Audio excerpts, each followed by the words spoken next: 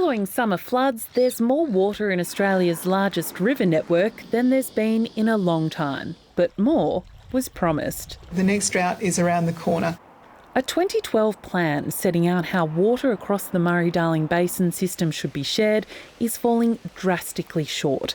Today, Tanya Plibersek announced she's got a new approach to get it back on track. What we're proposing is more time, more money, more options and more accountability.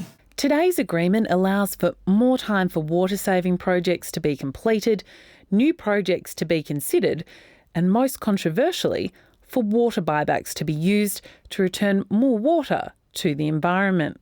Well, that would be a catastrophe. We've already got a major negative socio-economic effect.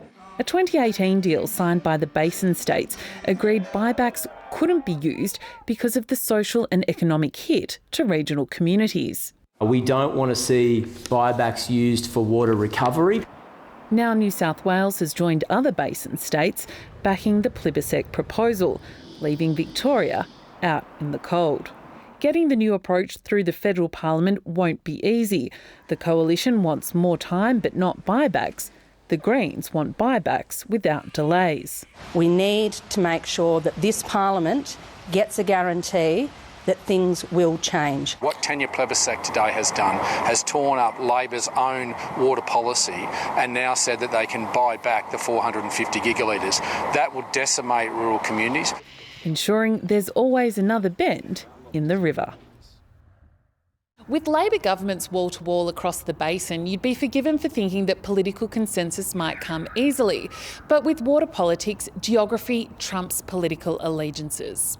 The Basin Plan has so far returned about 2/3 of what was promised for the environment a decade ago, much of it from buying farmers' water entitlements.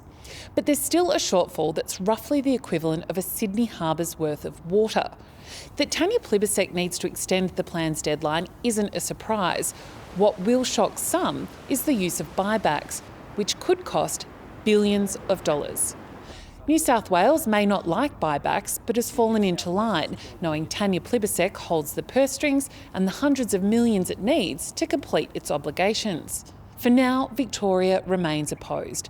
But the bigger short-term political problem Tanya Plibersek faces is in the Senate. Talks are already underway with the Greens, and it's likely the easier path if she's to amend the Basin Plan. There's plenty at stake, from livelihoods to communities to the environment. What's certain at the moment is that the uncertainty won't be ending anytime soon.